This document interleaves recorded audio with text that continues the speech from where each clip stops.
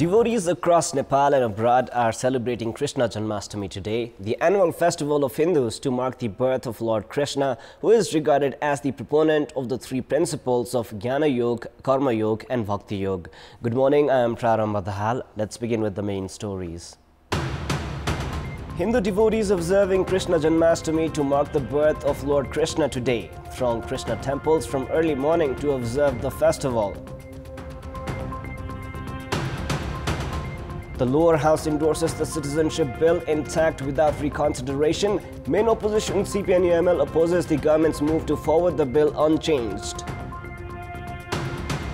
At least 13, including 3 children, killed as powerful storms batter areas of Central and Southern Europe. 38 others die in forest fires in Algeria.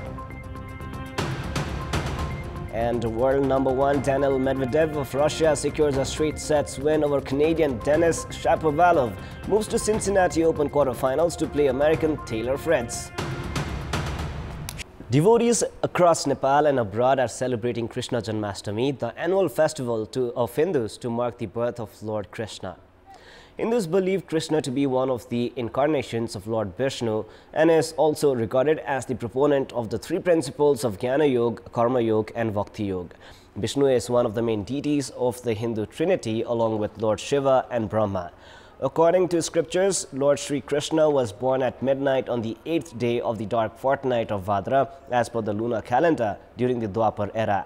He was born to Vasudev and Devaki, who were imprisoned in Mathura by Kamsa, the maternal uncle of Krishna. Devotees throng various temples of Lord Krishna, including the famous Krishna Mandir in Patan, to offer prayers and worship the deity as a part of the grand celebration since early morning. Likewise, various groups also organize religious processions with children dressed as Lord Krishna and Radha.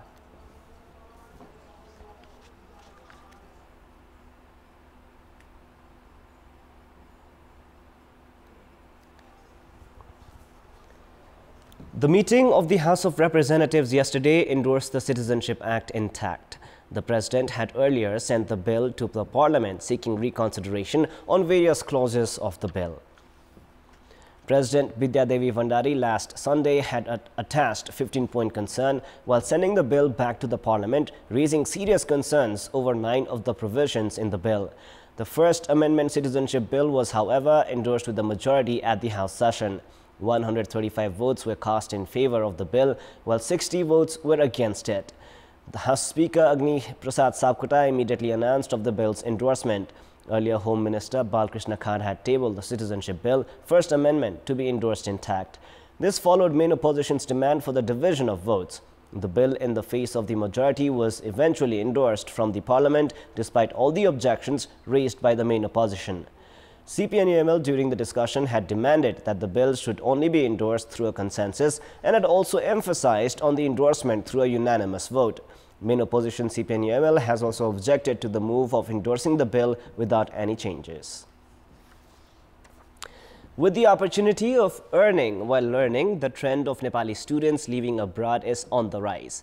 More than 300,000 students have left for at least 70 countries in the past 5 years. Most of the students have pursued their academics in Australia. Students queue at the Ministry of Education to receive their no objection letter to pursue their academics abroad. Such a government document is mandatory for students going abroad and is required to exchange foreign currencies as well. With the intake of foreign universities in progress, students are compelled to queue for hours to receive their no objection letter. The Ministry of Education, which has been issuing such letters for 300 students a day, has distributed the no objection letter for 7,500 students in a period of 1 month. Students prefer studying abroad as it also provides them an opportunity to generate revenue. The Ministry of Education issues no objection letter for 113 countries. In the past 5 years, 318,000 students have received such letters, while the figure stood at 114,300 last year alone. 70% of these students are now in Australia, 16,800 are studying in Japan, 6,500 are pursuing their academics in the United States of America, 5,400 in the United Kingdom, and 5,600 in Canada. Most of the students pursue management, information technology, health, education, engineering, languages and cooking subjects. Nepal lost almost 25 billion rupees last year through such students, while in fact 67.7 billion rupees has already exited Nepal this year, which is 172% higher. Political instability and strikes at academic institutions, among other factors such as lack of employment opportunities, have been identified as the major reasons for the students' aspiration to pursue education in a foreign land. Now, students leaving Nepal to pursue higher education elsewhere can be seen in huge masses at the Tribhuvan International Airport in recent days. However, these students are compelled to bear the inflated airfare for their travel. Ashish Vatrai of Rupandehi had found a one-way ticket for the United States of America at 97,000 rupees a few months back. He had not received the visa for the United States back then, but when his visa arrived, the one-way ticket price had hiked to 165,000 rupees.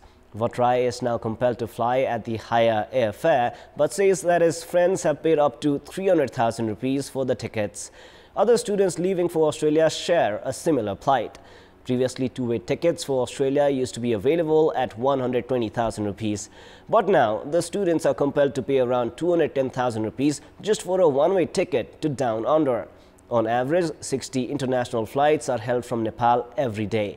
Of 6,973 individuals leaving Nepal on Wednesday, most of them were students. Of them, 225 left for the United States, 309 to Australia, 92 to the United Kingdom, while 73 went to Japan. America, Australia, UK, India and Japan are the nations where most of the students of other countries pursue their higher education as well. Airlines flying to these countries are not allowed to charge a fare higher than submitted to the government. However, as the fares are set assessing the demand and supply, the Civil Aviation Authority of Nepal has said that it cannot directly intervene with the foreign airlines companies. Ticket fares are usually higher during admission seasons. However, the rates have skyrocketed this year because of the impact of other factors as well. More than 388,000 left the country in June and July of this year. Students are compelled to pay an inflated price as they have to get their tickets in the 11th hour only after receiving their visas.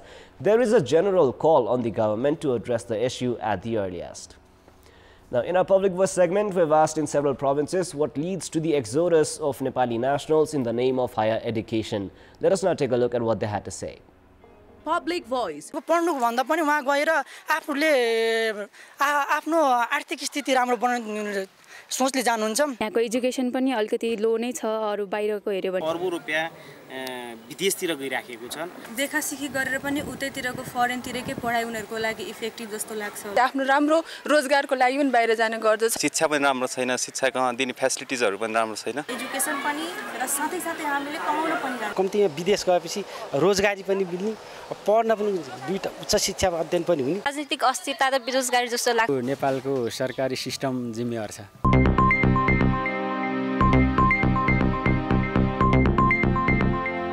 The government has handed over the construction responsibility of the much-touted 750 megawatt capacity West Sethi hydroelectricity project to Indian company NHPC Limited. Following the decision of the investment board to assign the construction responsibilities of the project to NHPC, the government has signed an agreement with the representatives of the Indian company. The government has handed over the responsibility to the Indian company through a negotiation window nearly 4 years after China withdrew from it. With India suffering power outage in several occasions, the project can be expected to gain momentum under NHPC, an Indian state-owned company. However, the government has failed in taking the ownership of the project by constructing it on its own. It is now time for our segment Public Pulse, where you text us with your opinion. Public Pulse. The question is, why are all crimes not successfully investigated? Your options are A, lack of able human resources, B, absence of evidence, and C, lapses from police. The voting is on. Type NEWS, select your option A, B or C, and then send it to 34001 to share your opinion with us. Welcome back. It is now time for the sports news. Sports news. Acting coach of Nepal men's national football team Pradeep Humagai has said that Nepal's match against Bangladesh would be taken as a great opportunity. Addressing a press conference held at the ANFA headquarters in Sadabata, Lalitpur, Humagai said that the match would not be simply taken as a friendly and added that he would prepare a strong team for the clash. At a time when football activities have remained quiet for a long time, Humagai said that the match against Bangladesh was a great opportunity for everyone. NFA had appointed Humagai as the acting coach for the Bangladesh friendly earlier this week.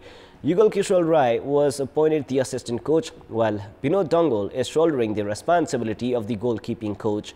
Following Humagai's appointment, return of Nepal head coach Abdullah Al-Mutairi has grown uncertain. Nepal play Bangladesh on the 27th of September at the Dasrath Stadium. Meanwhile, the closed camp of Team Nepal is to begin tomorrow at the Army's ground in Logankhel. Prior to this, NFA had called 40 players for the closed camp. Players expelled by Al-Mutairi, including regular captain and custodian Kiran Kumar Chemjong, are making a return in the squad through the closed camp itself. And now, before we wrap up, here's a look into the top stories one more time. Hindu devotees observing Krishna Janmashtami to mark the birth of Lord Krishna today. Throng Krishna temples from early morning to observe the festival. The lower house endorses the citizenship bill intact without reconsideration. Main opposition CPNEML opposes the government's move to forward the bill unchanged. At least 13, including 3 children, killed as powerful storms batter areas of Central and Southern Europe. 38 others die in forest fires in Algeria. And world number 1 Daniil Medvedev of Russia secures a straight sets win over Canadian Denis Shapovalov. Moves to Cincinnati Open quarterfinals to play American Taylor Fritz. So that is all for the moment. Our next English bulletin is at 11 a.m. Thank you for staying with us. Have a beautiful day ahead.